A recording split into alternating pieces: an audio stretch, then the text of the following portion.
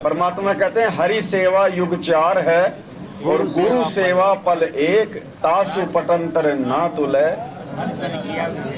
अब बताओ, हमने कभी विचार किया इन वाणियों पे?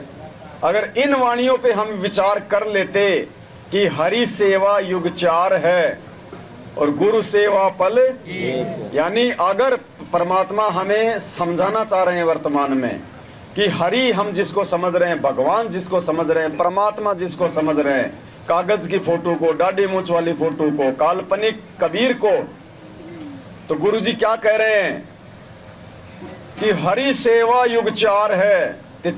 43,20,000 वर्ष होते 4 युगों में। कहते 43 लाख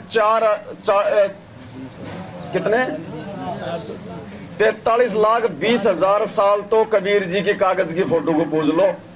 और गुरु सेवा पल एक, सेवा यानी पूजा, एक पल यानी ये आंख झपकने जितना भी अगर तुमने अपने गुरु जी को याद कर लिया, गुरु जी के वचन पे चलते हुए उनके सतभक्ति मंत्रों का जाप कर लिया, तो कहते हैं उस एक पल के बराबर जिसे तुम भगवान समझते हो अनजाने में, उसकी 4 युगों की भक्ति भी नहीं है।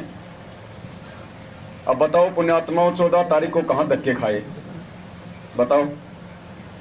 अरे इतना देर अगर घर में रह के गुरु जी का सत्संग सुन लेते तो पता नहीं कितना अनंत गुना ज्यादा परमात्मा लाभ देता, फायदा देता। और वहां जाके हमने क्या किया? आज आपने ऑडियो सुनी होंगी। आजकल तो ज्यादातर ऐसी माता बहनों की ऑडियो आ रही है, फोन आ रहे हैं, भगत जी जब से हम कबीर प्रगट दिवस मना के आए हमारे घर में भूत घुस गए। तो दास ने कहा कि अगर भूतों की संगति करोगी तो भूत ही घुसेंगे घर में। भाई अगर तुम मुर्दों को पूजोगी तो भूत ही घुसेंगे घर में। जिंदा को पूजो, जिंदा जोगी जगत गुरु मालिक मुर्शिद पीर, काल कर्म लागे नहीं शंका नहीं सी, कोई काल का कोई दाव कोई कर्म नहीं लगेगा। लेकिन तुम तो मुर्दों को पूज रही हो। मालिक कहते हैं कि एक वाणी है परमात्मा की, हाँ वो भी है और भी है परमेश्वर की।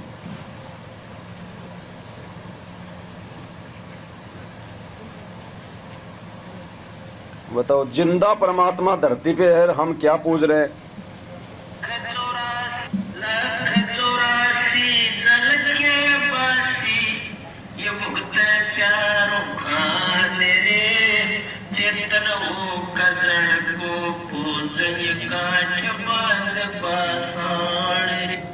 चेतन होकर जड़ को पूज जाए।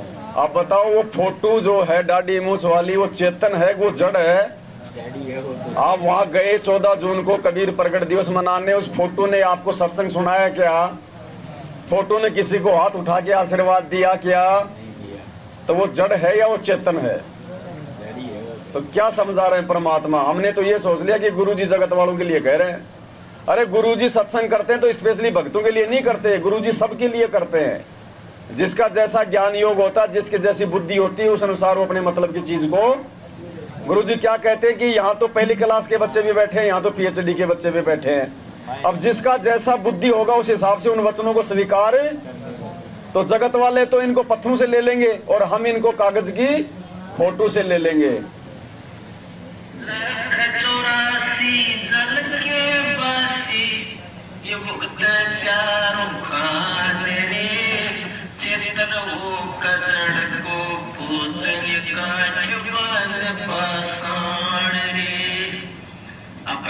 किसी मूर्ख साहब, ये 184 जल के वासी कितने जीव जंतु समुद्र में रहे, तीर्थों में रहे, जिनमें हम नहाकर मुक्ति चाहोगे कोई ना पार होंगे भाई।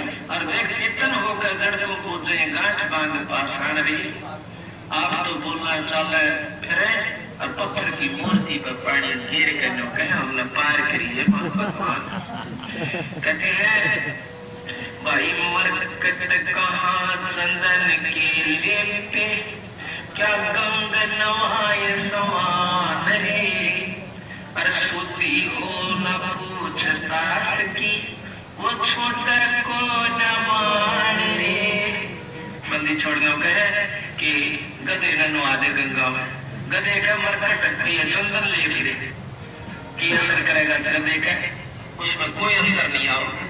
और कुत्ते ने गंगा में नहा जो कि इन्होंने पूछड़ बंगी रहे और छोड़ते हैं हार्ड चापा इन उस गंगा के नहाते अगर इसने बाढ़ कुछ बदलती हो इसके कर्म कट जाए तो तू अपने कटे समझ लेना।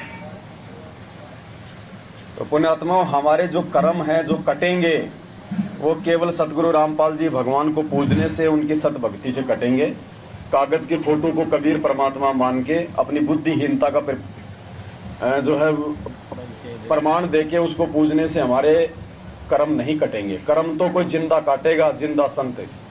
अब हॉस्पिटल में जाएं, डॉक्टर है नहीं, डॉक्टर मर गया, उसकी फोटो टांग रखी हो या उसकी कोई सोने चांदी की कोई पत्थर की मूर्ति बना रखी हो, तो क्या वो डॉक्टर हमारा रोग काट सकता है क्या? हमें वहां पे कोई जिंदा डॉक्टर मिले जो हमें चेक करे, हमारा कोई इंजेक्शन लगाए, गोली दवाई दे, तब हमारा रोग कटेगा। तो आज सतभक्ति लेके वो कबीर परमात्मा सतगुरु रामपाल जी भगवान जी के रूप में आए हुए हैं। मालिक कहते ना कि भक्ति हेत आन काया धर आए अविगत सत्य। तो भक्ति के लिए परमात्मा ये काया धर के आ गए। आज समझने की देर है भाई। और साथ संगत में आके भी यदि हम नहीं सुधरे तो भाई परमात्मा कहते हैं कि प्रथम जाना सत्संग के माँ और सुनना चर्चा आत्मज्ञान की, और सुनकर सत्संग जब जागी नहीं तो तू पूछ सवाल की।